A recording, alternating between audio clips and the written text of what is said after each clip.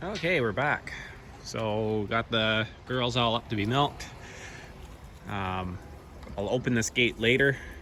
Oh, there's my finger. Open this gate later to let the cows go back out to pasture, but I don't cram them all on the other side of the yard because most of our cows have horns, and they're young cows that weren't brought up with other cows that had horns because we've only just stopped dehorning the last few years. And because they've never had an older cow hit them with a set of horns, they seem to have no problem hitting everybody else with their horns. So I give them as much space as possible. So I'll bring the first 3 animals in, milk them, I'll get the next 3 in, put the first 3 in this pen. Then I'll switch those gates out there. That takes 6 animals out of that yard. That really takes the pressure off of things. So I got that fence moved, and sorry that I didn't show you guys how to do that. Yeah, see, there's the bossy little Jersey and her horns. Temperamental thing. I don't have tripods or anything like that to really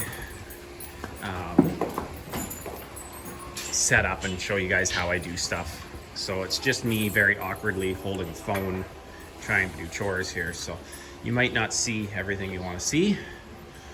I apologize for that, but as I explained in the other video, making YouTube videos is not yet my priority. So, these are the first 3 in. I don't know why the cows are so gant today, and they're acting like they're starving. I gave them quite a bit of grass last night, and while I was rolling the fence up, I realized there was still quite a bit of grass there, so maybe it's the weather, they just didn't want to eat. And that Jersey is just filthy. Something must have been riding her. She must be in heat.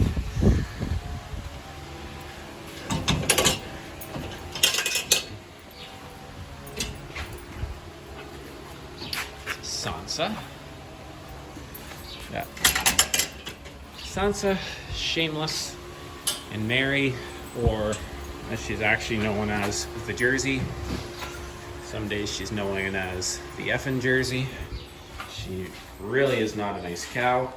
Here's the milk room. I'm just gonna get some wash water. I was washing a few things in here, so I'm just gonna reuse some of the hot soapy water and we'll get going. So flip the switch on.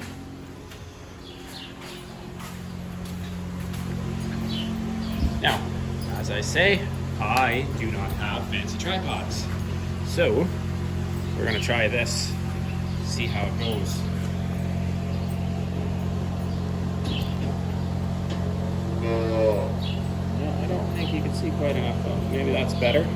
Hope. And we're gonna see how this goes.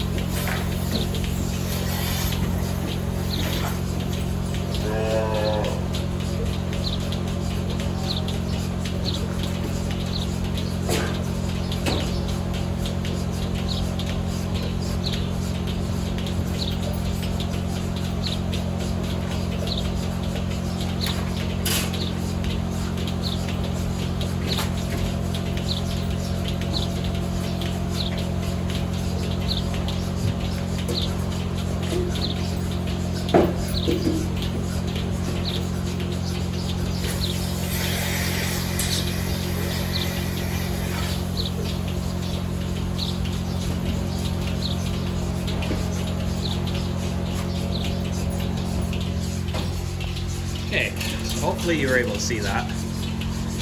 So we save some milk for the house, but on days when cows come in this dirty like the Jersey, that milk will just go to the pigs. These cows are nice and clean though. So this is actually a mother and daughter here. And some of our cows let their milk down just fine for the milker. Some of them don't. I made a video last year of us putting the calves on the cows, and then said that we needed to do that for milk let down. And one of my nice viewers called me out and told me I didn't know what I was talking about, and it simply wasn't true. You don't need a calf for milk let down. And you're right, you don't need a calf for milk let down. I do know how to milk a cow. I've milked virtually every dairy breed there is in North America over the years working for other farmers. And I've milked in virtually every style of barn there is, from tie stalls to tandem parlors, herringbone parlors,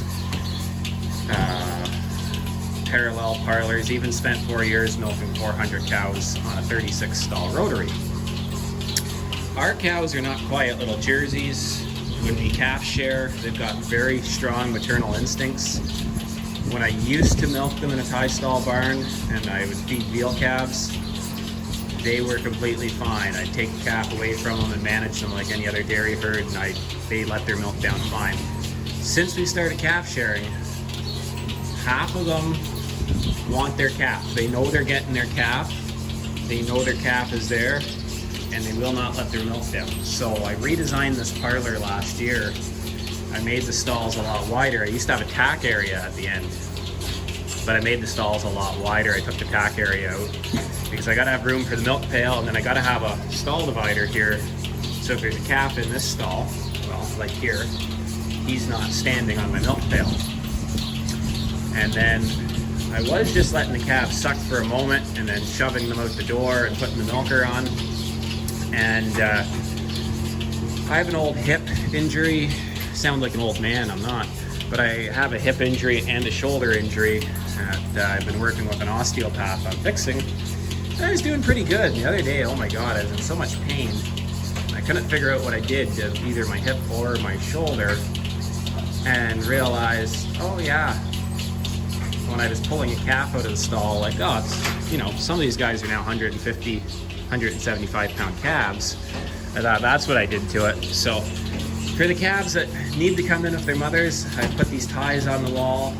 This is only the third day with it, so they're still figuring out how to be tied, but it seems to be working. The calves are really easy to get out of this pen.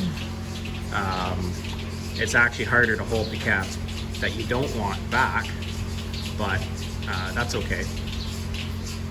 So you just get the calves out, they back them in, and then let them nurse for a minute and then tie them up. A few of the bigger calves are still able to reach their mothers if they stand up close, and they still bunt the milker off a little bit, or they manage to reach over here if the cow is standing close and try to nurse on the cow next to them. But I think I'm just going to leave it, see how it goes, and see what happens over the next few weeks. Maybe I'll have to redesign my stall dividers, but we're just making this all up as we go along. Nobody has really written a manual for this kind of thing, and we'll see. So I'll put this back on my fancy tripod here, as I say. Such fancy equipment. I'm gonna slide it in behind this screw.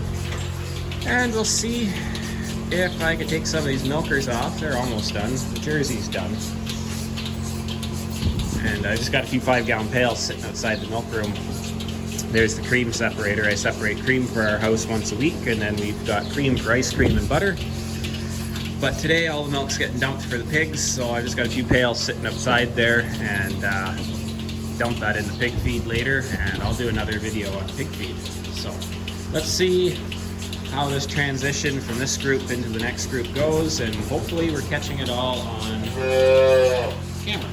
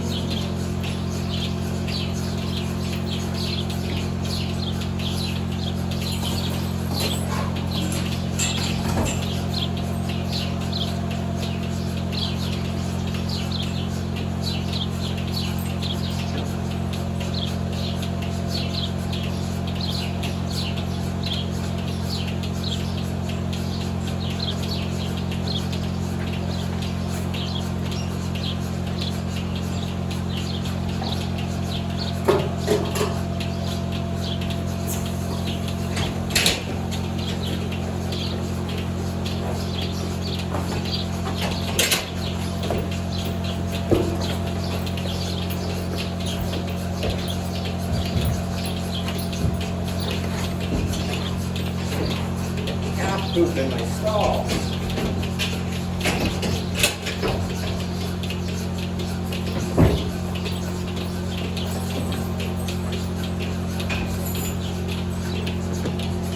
Okay, so the Jersey I'll just stall jump and keep cleaning grain out of stalls, but now I need to find calves for the Jersey and for Sansa. So Blizzard, Jersey doesn't have a calf, so she's feeding an orphan calf that the mother walked away from, and then that's Summer. That's a little heifer that goes on Sansa. So for the first few weeks with calf sharing, we will actually leave the calf on the cow while the cow is milking. Back up, girl. Because the calf's not big enough to actually knock the milker off. And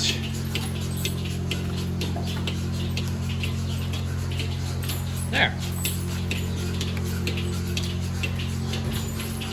So for the first few weeks, the calf gets a quarter, and then after that, the cows are given enough milk and the calves are big enough. We take all the milk, and then that way they have their udders emptied out by nighttime when they come back in. And we'll set this phone back here and see if we can catch the shift change.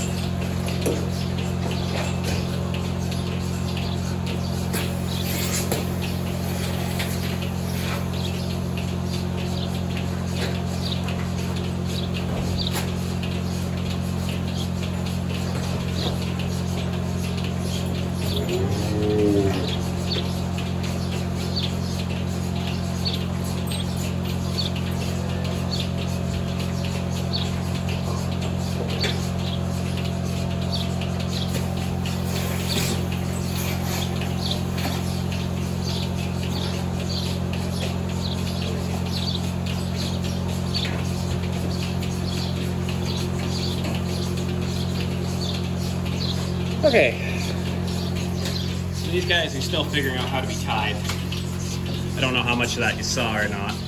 We got Fiona Jasmine and Rapunzel.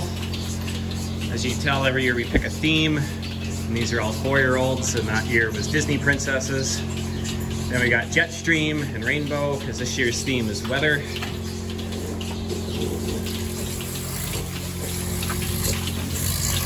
That calf's knocking that milker off. Fiona has Frost, he's in there. Fiona, oops. I don't know if we just had a milker malfunction here.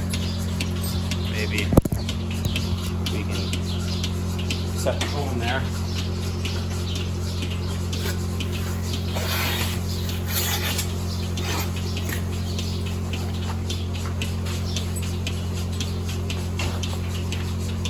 Okay, so yeah, Fiona's quite thin. She actually had a set of twins in her all winter and had a giant set of twins. And unfortunately, one was breech and we didn't catch it in time because she was out in pasture and she lost it. So she's only feeding one, and I think that's why she's letting her milk down for us really well, because she was giving us over 20 liters every morning, and that was with the calf on her 24/7. So now we're down to 9 out in this yard, so a lot more room, a lot less competition. We're just going to swing this gate so that we can start letting cows out to pasture. These are mostly 2-year-olds. We have hard to do gates and hold the phone, so sorry about this, guys. I had 7 2-year-olds, and these are the first calves that were raised in the calf sharing system. And honestly, they're far quieter and easier to handle than any calf I've bottle fed. Don't ask me why, but they are. So these girls can go out now. Now you're free to go back to pasture or eat some hay.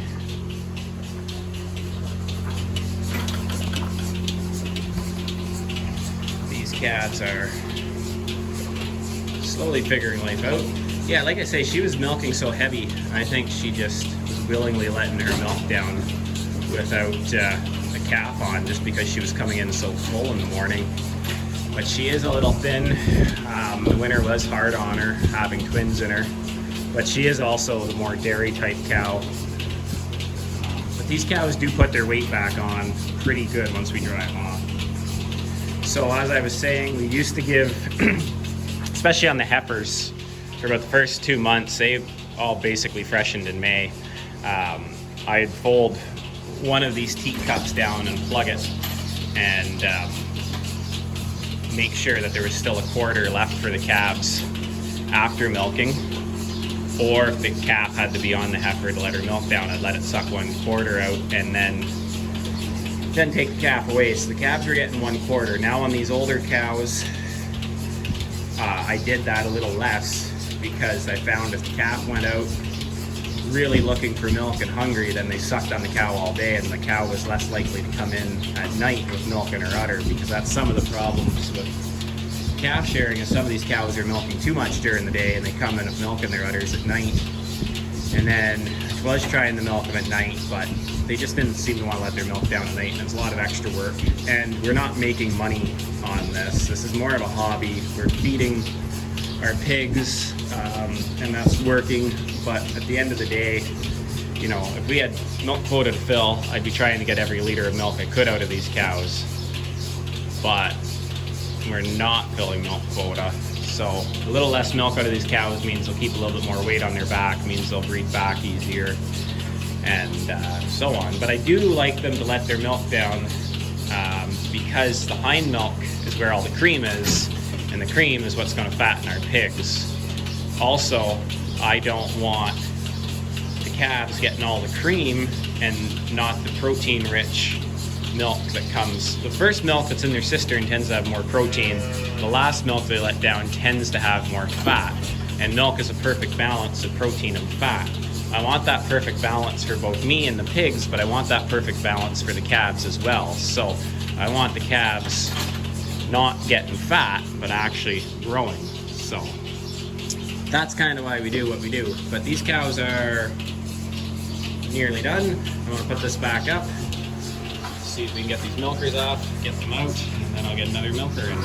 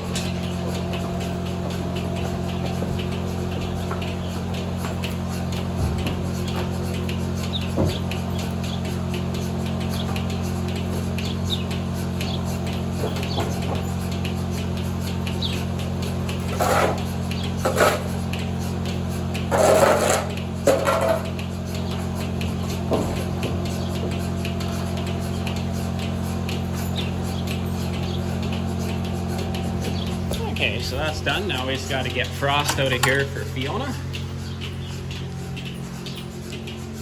Snowflake Frost, dear Frost. Here.